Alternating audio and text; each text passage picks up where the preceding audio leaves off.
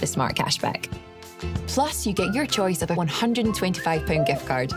Protect the life you've built the smart way. To get a free quote today, call our specialist UK team on 0800 977 5753 or visit smartinsurance.co.uk.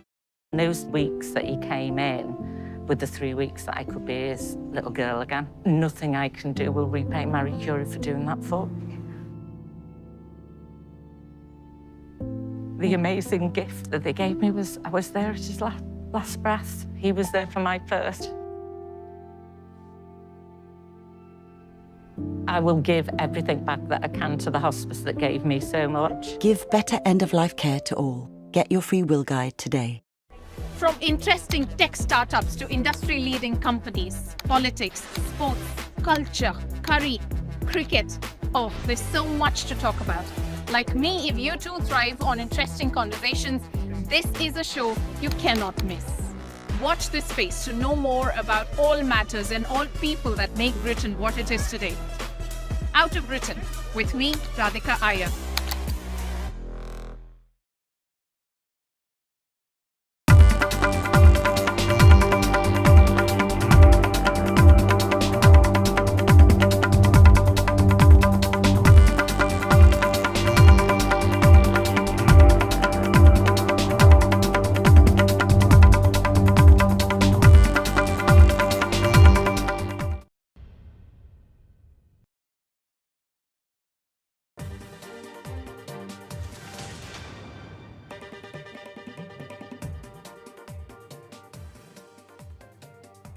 All right, so this is India Global. I'm Gaurie, Dwivedi. Let's kickstart the show with headlines this evening. First up, amid spiraling nosediving of diplomatic ties between New Delhi and Ottawa, reports suggest India's National Security Advisor Ajit Doval held a secret meeting with his Canadian counterpart in Singapore. Reports suggest that this secret meeting took place in Singapore last week. External Affairs Minister Dr. Jaishankar arrives to red carpet welcome in Islamabad for the SCO meeting. The trip marks first visit by Indian Foreign Minister to Pakistan in 9 years. We tell you what can we expect.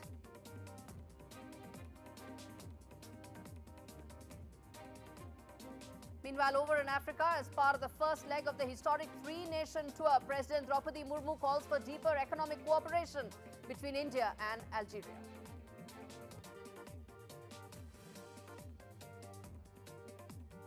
Sri Lanka's newly appointed President Anurakkumara Dissanayake is set to visit New Delhi following crucial November 14 parliamentary polls in the island nation.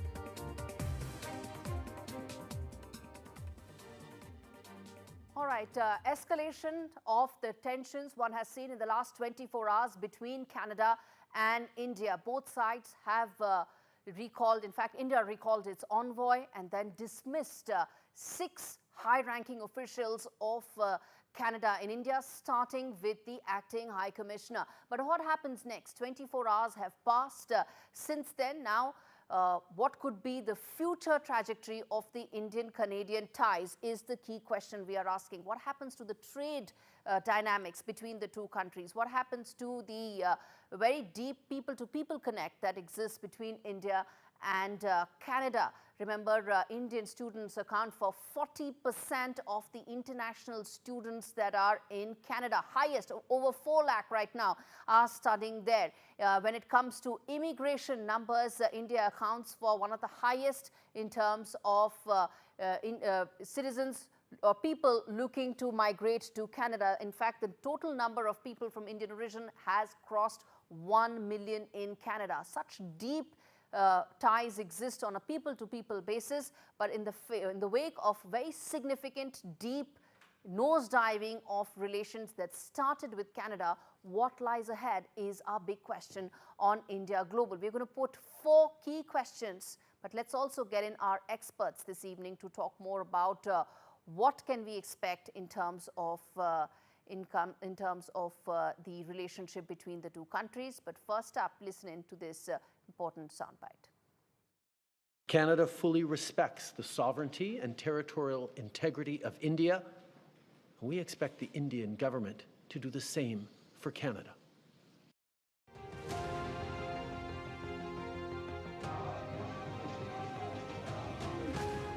Despite the raging diplomatic fallout between New Delhi and Ottawa, priority partner India is Canada's 10th largest trading associate. The bilateral trade between the two countries amounted to $8.4 billion in 2023 to 2024, a rise of 23.5% in 5 years. Notably, India's imports from Canada stood at $4.6 billion, while exports to Canada were pegged at $3.8 billion. More than 600 Canadian companies have established a presence in India. This, as more than 1,000 companies are actively pursuing business opportunities in the Indian market. India is also the second most popular destination for Canadian pension fund investments after Australia, commanding 25% of investment flow. Accounting for a nearly 1.8 million strong diaspora, coupled with 1 million non-resident Indians, Canada also hosts one of the biggest Indian diaspora in the world. It accounts for more than 3% of its population. Not only this, India is also the largest source country of foreign students for Ottawa. An estimated 427,000 Indian students are studying in Canada. As per Canadian government's 2022 figures, Indian students made the most significant contribution to its economy among international students. These are some of the statistics that underline India's importance in Canada's economy. However, Canada's unabashed support to Khalistani terrorists has repeatedly caused rifts between New Delhi and Ottawa. The Indian government views it as a threat to its sovereignty, while many in Canada see it as an expression of freedom.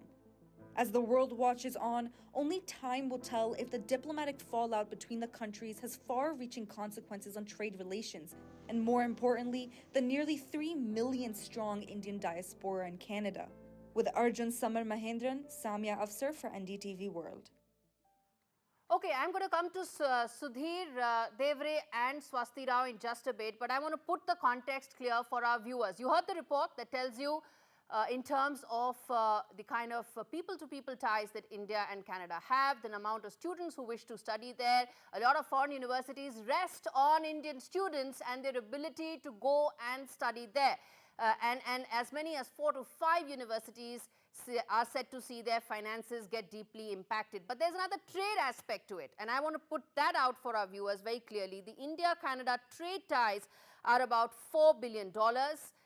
India is a larger economy than Canada. Canada is just about a little over $2 trillion. Canada and India is just a shade under $4 trillion. Canada is largely an oil economy. A lot of it rests on agriculture. If this escalates, if India wants to take the tit-for-tat any further in terms of trade measures, slap some measures as far as agriculture, specifically on pulses, is concerned, then the pain could be far more for Canada going forward. At the cost of repeating, India is a bigger economy at this stage than Canada. Let's get in Swasti and Ambassador Devre to talk more on this. Ambassador Devre, to you first. You know, as things stand right now, there's a bit of and in fact, there's a fair bit of escalation that has happened right now. And when such things happen, it is hard to estimate where it will end. Because tomorrow is when, the Prime Minister, the Canadian Prime Minister, will appear in front of the committee. And who knows what could be the next set of wild accusations he could make. In the backdrop of that, how do you see the trade, the aspect about people-to-people connect, all that being impacted in the backdrop of how the Canadian political landscape is shaping? Well, Canada has really brought this upon themselves through their preposterous imputations, most wild and irresponsible accusations since last year, when the Prime Minister spoke in the Canadian Parliament last year, accusing India of involvement, Indian agents' involvement in the Nijjar case. So, and the latest one being calling Indian High Commissioner and the Indian officials there as persons of interest. I think Canada has really crossed the limit, and therefore India had to act tough. India has accordingly asked its own High Commissioner and officers to be withdrawn for security reasons because they are under threat there in Canada, and also asked the Canadian diplomats to leave. So the situation at the moment is one of very low between India and Canada. And as your earlier report showed, there is such an extensive relationship between Canada and India. There are two democracies, two otherwise very friendly countries, large diaspora, Indian students in large numbers. So there are such the whole area between India and Canada has been all these years has been marked by a certain understanding and friendship. Now, all this has been somehow uh, through the actions of the Prime Minister Trudeau really been reduced to virtually nil. And I think we'll have to now really think in terms of how to restore the situation. But let us first see how Canada itself reacts. Response to Because it. I'm in going to come back to Canada, you. there will Sir, be- I'm going to come back. Let's make opening comments. I'm going to come Yeah. back to you. Swasthi, quickly, a lot is being said in terms of the fact that there may not be cascading impact of what is happening right now diplomatically. How do you assess the situation? Yeah, so thank you, Gaurie, for that question, and it's great to be on your show. So the first thing is that yes, there is no doubt about the fact that Justin Trudeau has, proved to be a repeat offender of sorts. I think it's very, very clear. We've been discussing it again and again that the sheer high-handedness in his manner, of implicating all these, things and also putting these allegations are something which has gone down very, very badly, and that is the reason for why what is happening. The allegations he says are not really put out on the table, and this, just so much of a hodgepodge. Okay. For lack of a better term. Now, I think a more relevant question to ask is that what comes next? And I think here, I was very happy that you did this little report on how important are India-Canada trade ties. Let's not forget that I think one of the great achievements of the Modi government has also been to open up India's FDI, to a lot of players. And in that, we have seen a steady increase in Canada's investments in India. Also, in the pension fund scenario, we have seen that Canadians have been investing a lot in India. So that's one part. The other is also a geostrategic part, which is coming from the Canadian Indo-Pacific strategy, which was released in November of 2022. So I think Trudeau, of course, is part of this Trudeau drama that we see unfolding is also because of the kind of frustration that he is incurring back home as his own domestic politics is running into trouble. I mean, just look at, we've been mentioning how, for example, the by-elections in Montreal and Toronto, we saw his party doing not well. We all know the Khalistani point, that he's in this coalition with this Khalistani party, and why is he playing, to the tunes of the Khalistani. So we all know that. But what is more important is that even the Canadians, only 33% of them actually approve of Trudeau's prime ministership. 67% don't. And this is something which is very, very recent. This is like September of this year. So what I'm trying to say is that Canadians themselves are not happy with Trudeau. I think we should try to find out a diplomatic solution to this, because this is not just Let me ask this to the ambassador on the panel, Swasthi, which is that what can be the kind of diplomatic solutions one can look for in a situation that is fluid, and in a situation where Justin Trudeau, for all you know, is willing to risk the ties even further for the sake of political survival? Well, there will be elections in Canada next year, though in October 2025, there's still time. But as was just now mentioned, Trudeau's is a minority government at the moment. He has less than 30% approval within his own country. Even before October election, there are parties and people asking for his resignation. So I think whether the people of Canada would accept a situation of this kind with a country like India, I think that needs to be seen. The community in Canada, including the large Sikh community, are peaceful. They are very the friendly countries, friendly communities there, and therefore I don't see why there should be any misgiving about people-to-people relationship between the two countries. I think those will continue. Now, as regards the trade, well, trade is growing now. There are more investments. There are some 500 Canadian companies in India. I think they would need to follow a policy of some patience and they would hope that situation would improve between the two countries in a few months' time, and that the bilateral trade will continue to flourish. As regards students are concerned, I feel very bad for them because I think it's the issuance of visas in the short term that will be impacted, and that will have an impact on the students as well, given the fact that the fall semester is set to begin. So that I do feel there will be an impact. Completely out of time. Thank you so much, both of you. I have a feeling I'm going to keep coming back on this story.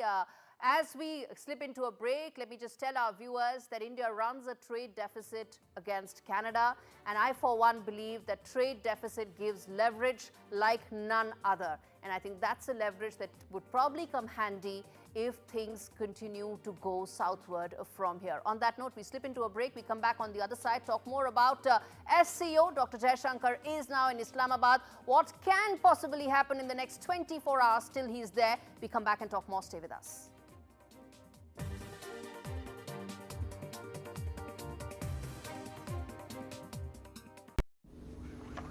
Step into your future with learning that can take you anywhere. At Tesco Mobile, our deals are so good you'll want to tell everyone. Oops. Get the Samsung Galaxy S24 with advanced AI for just £31.99 a month with club card prices, saving you a massive £306. And that price is frozen for your whole contract. Join the customers who saved £9.5 million with frozen prices last year. It pays to be connected. Search Tesco Mobile. Every little helps. This is the MSF hospital you can help build. This is the equipment you can help buy in the hospital you can help build. This is the doctor you can help train using the equipment you can help buy in the hospital you can help build. This is the medicine you can help supply, given by the doctor you can help train using the equipment you can help buy in the hospital you can help build. These are the patients you help survive, treated with the medicine you help supply, given by the doctor you help train, using the equipment you help buy in the hospital you can help build.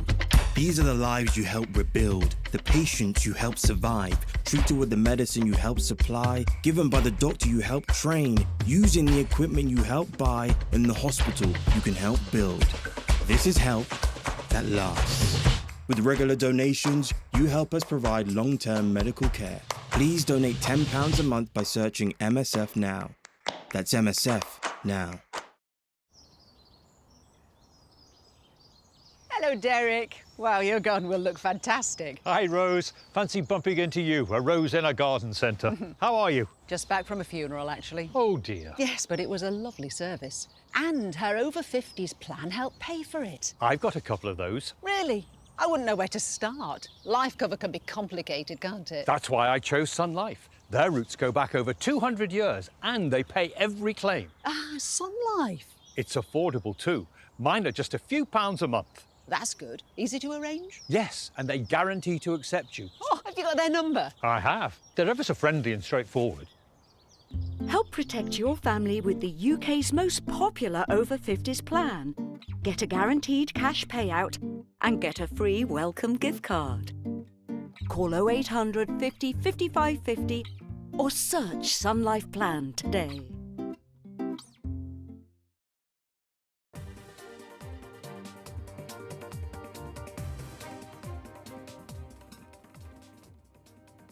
Welcome back. This is India Global. We are now focusing on the India-Pakistan relationship in the backdrop of the SCO meeting. Dr. Jaishankar has arrived in Islamabad for the 23rd SCO meeting. Pakistan visit by Dr. Jaishankar is the first for an Indian foreign minister in 9 years. This comes at a time when there is heavy lockdown in Islamabad.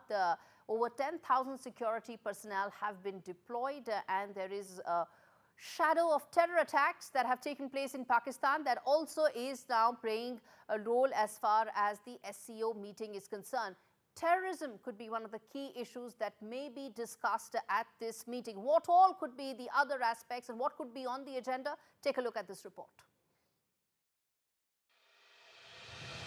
Amid strained ties, India's External Affairs Minister Dr. S. Jaishankar is in Islamabad for the SCO Summit, a first in 9 years. Sushma Swaraj was the last Indian foreign minister to visit Pakistan in 2015 for the 5th Heart of Asia Conference on Afghanistan.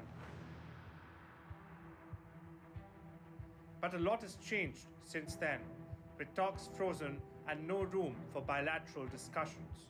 Do want to say it will be for a multilateral event. I mean, I'm not going there to discuss India-Pakistan relations. I'm going there to be a good member of the SCO, but you know, since I'm a courteous and civil person, I will behave myself accordingly. Despite rejecting any one-on-one engagement with Pakistan, Jaishankar's under 24-hour visit underlines New Delhi's commitment to the SCO grouping and its importance in not only Eurasian but global geopolitics. Originally known as the Shanghai Five, the group now has 10 member states and 2 observer states. SCO is the world's largest regional organization in terms of geographic scope and population. It covers about 80% of Eurasia's landmass. The SCO accounts for 42% of the world's population. The grouping also makes up 32% of the global GDP. This year's summit, which is the 23rd edition, will focus on regional security and counter-terrorism efforts, enhancing connectivity networks for trade and investment, fostering economic cooperation, and addressing climate change concerns. But the key question is, will the SCO Summit in Pakistan pave the way for a more united front against common challenges, or will divisions prevail? The answers will unfold in the coming days as global leaders converge to shape the future of their nations. Arjun Samar Mahendran for NDTV World. All right, so what all can we expect from this meeting? Will there be any thaw in the India-Pakistan relationship, though both sides have said otherwise? Let's get in Swasti Rao, Associate Fellow at the IDSA, and we also have Ambassador Naqvi joining us. Ambassador Naqvi, let me start with you, sir. As things stand right now, there's a fair bit of common ground that India wishes to cover with the SCO members. And it has nothing to do with Pakistan, but it has everything to do with India's security landscape. Is that how we should approach this summit? Terrorism, security being one of the key areas that India is hoping to make progress on? Yes, well, it's good to be on your program.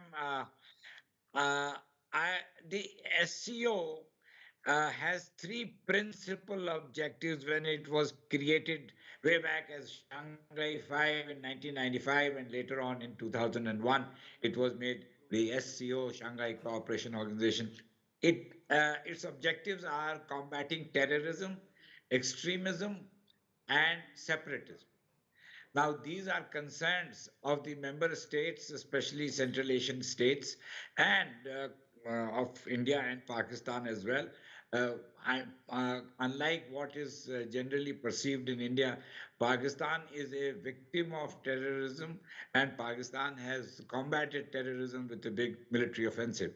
Now, the economic side and the no, sir, I am talking about the fact. I am talking about the fact that the terrorism issue, India needs to approach from its own security landscape. This is not about Pakistan. This is about India's expectations and outcomes from the SCO Summit, particularly related to security and terror. Yeah, well, I mean, I think individual countries are not going to be approaching these issues on their own. There will be a talk of collective action in regard to terrorism and how the member countries can coordinate their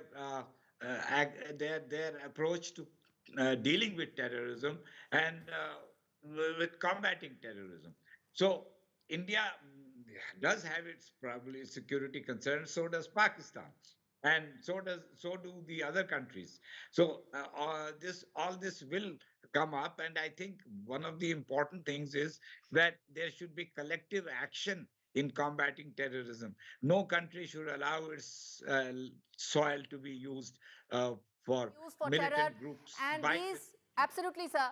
But these meetings or the summit takes place at a time when two important things are happening. There is massive internal struggle that Pakistan is facing, extremely volatile political situation, and the fact that it continues to sponsor terror on the border against India. Swasti, in the backdrop of that, how do you see the next 24 hours, or what do you think New Delhi should expect its outcomes should be from the SCO summit?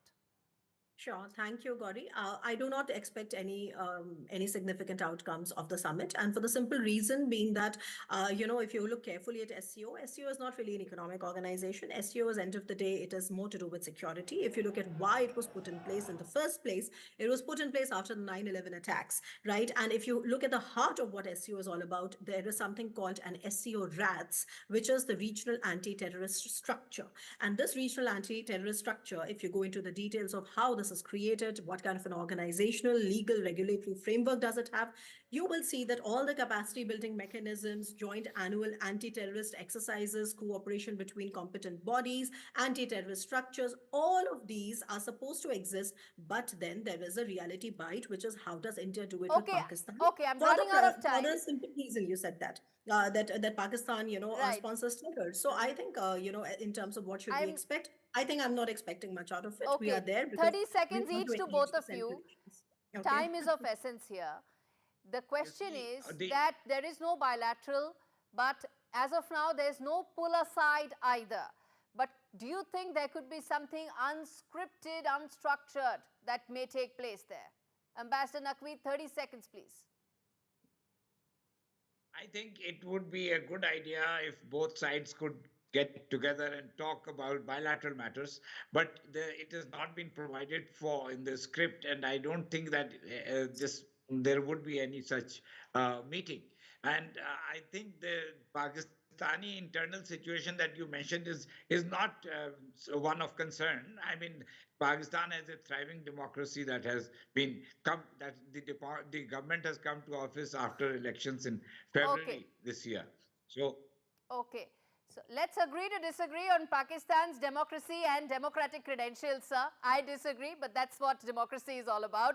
Thank you so much, both of you, for speaking to me. The SCO summit takes place.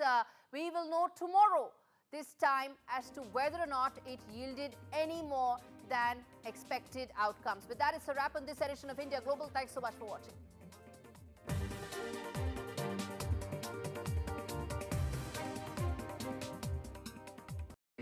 What does a robot know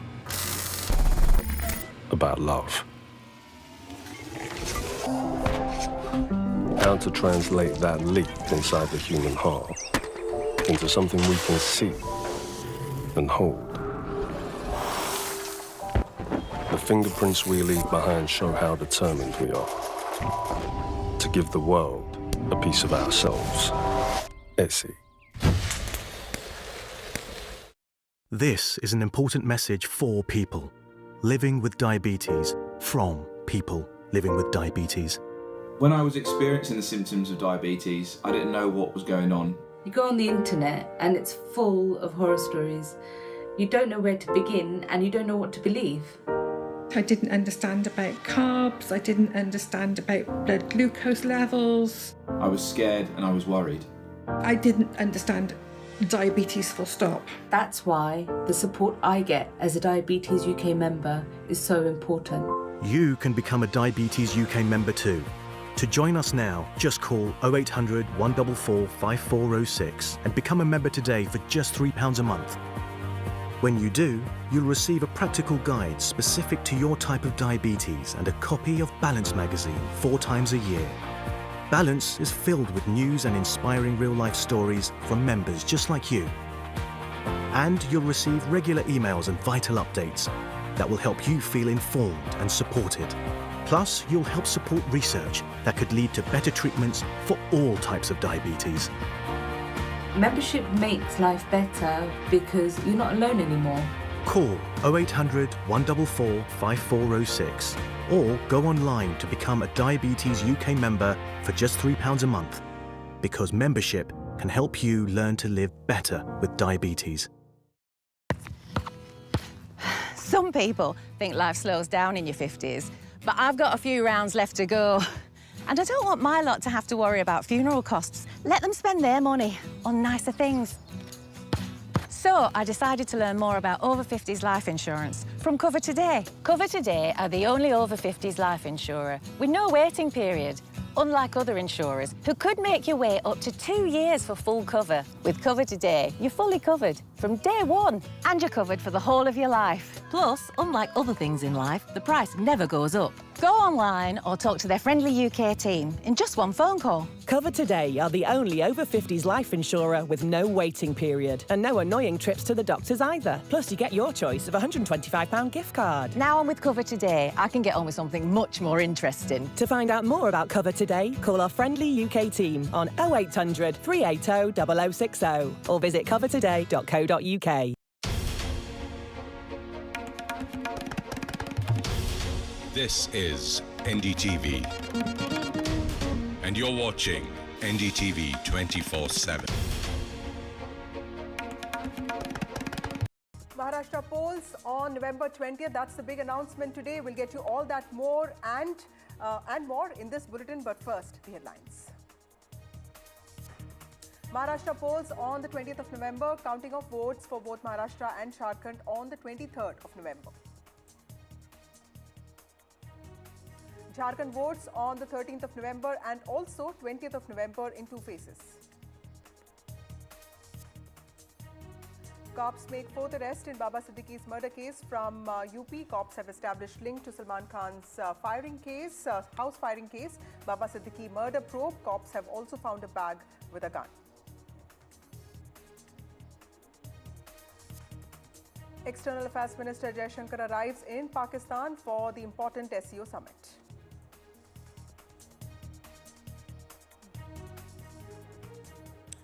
Well, the dates are out, dates of what is being touted as the mother of all assembly elections, a state where the BJP faced a significant setback in Lok Sabha elections. Maharashtra will vote on the 20th of November in a single phase, and Jharkhand, critical for all political parties for its mineral wealth and identity politics, will be voting on the 13th of November and also 20th of November. A lot has happened in Maharashtra in the last 4 years. Two big regional parties, Shiv Sena and NCP, have split. While the BJP did have the highest numbers of elected MPs in 2019, it did not have a majority. Differences, of course, erupted within the undivided Sena and the CM's face, and Uddhav Thackeray, while he became the CM with the Congress and NCP, the BJP has always derided this as an inorganic, unholy alliance. But soon Eknath Shinde led the rebellion, tables turned, and a new government has been put in place. But in the Lok Sabha elections, the Mahayuti that had the BJP, Shinde-led Shiv Sena and Ajit Pawar-led NCP faced a setback.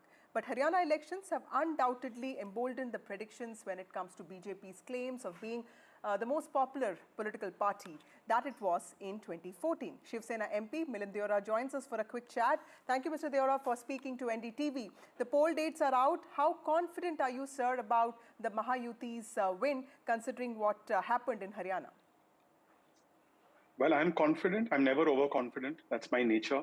And I'm confident based on because of several issues. Number one, Vasudha, I think it's important to note that in 2019, the Mahayuti, which is the NDA, received a second consecutive term.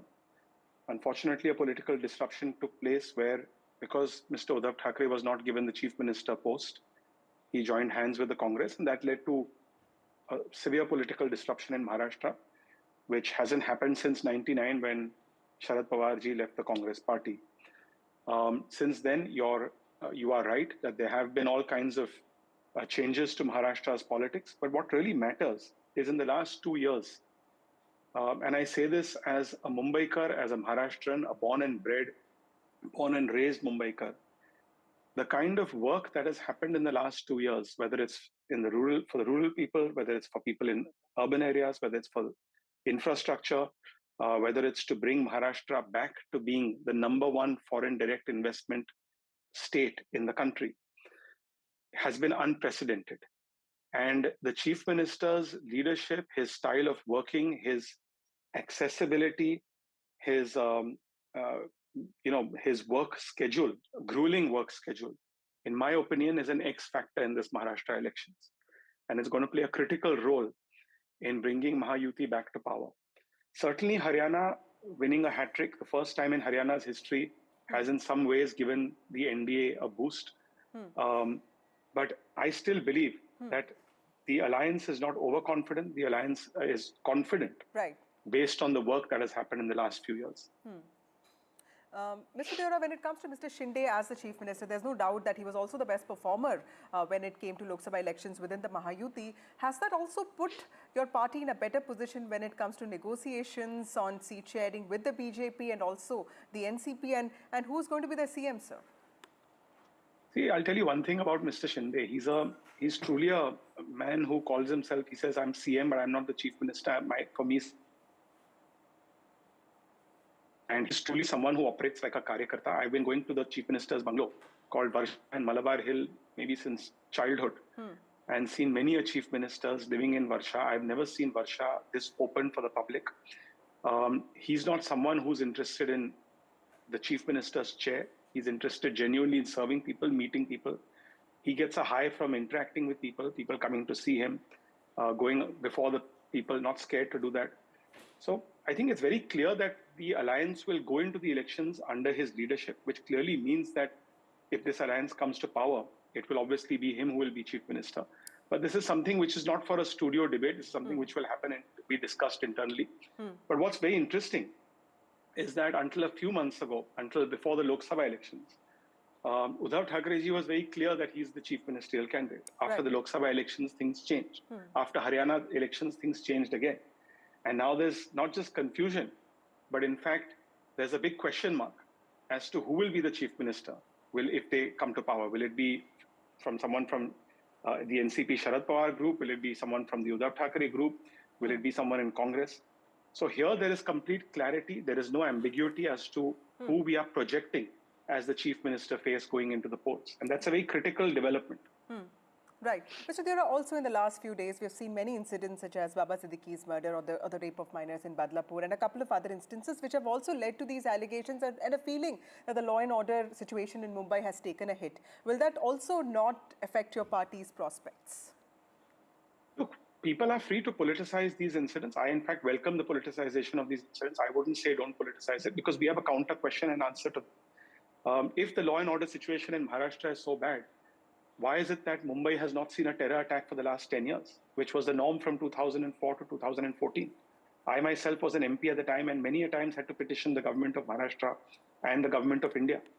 400 people in Mumbai lost their lives in those 10 years. Not a single terror attack, mind you, in the last 10 years in Mumbai city. People feel safer going to movie theaters, going to the market, going to events, celebrating festivals. Women feel safer in Mumbai than they do in any other city in India, and I can say that confidently. If the law and order situation has deteriorated, look at the state of Gadchiroli, which was a Naxal hotbed until a few years ago. Today, it's become the steel hub of India.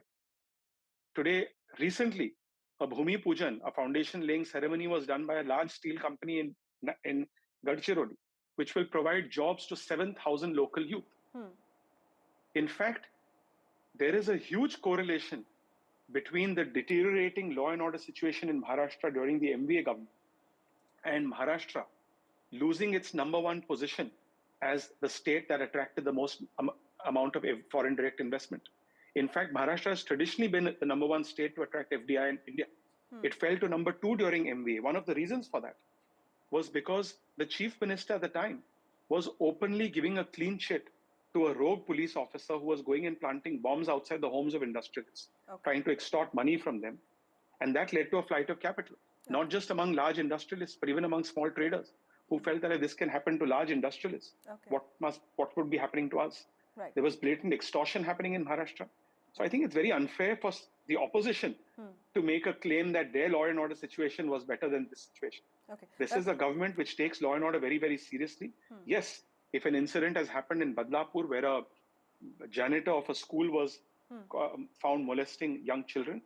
Has the government taken action immediately? That's the question to ask.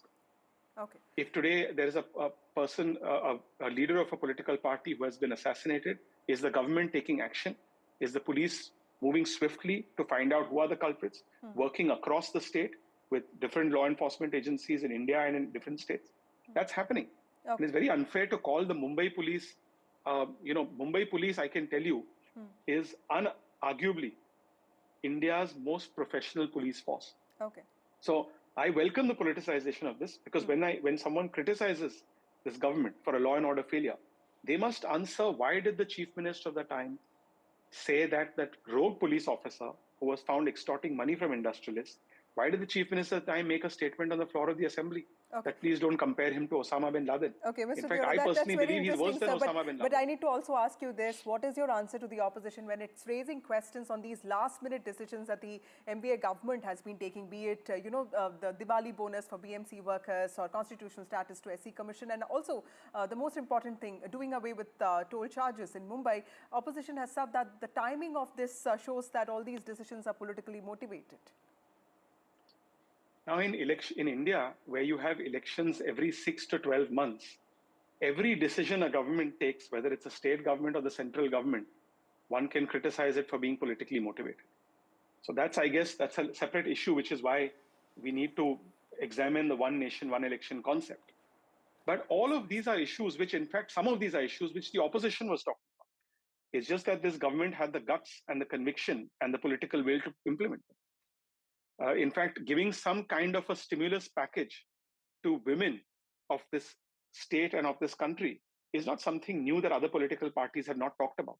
But as the chief minister rightly mentioned in a news conclave, he says there's a difference between khatakhat and fatafat politics. Some parties and some political leaders simply say khatakhat, but they don't actually go down to implementing it. Okay. And he went ahead and implemented.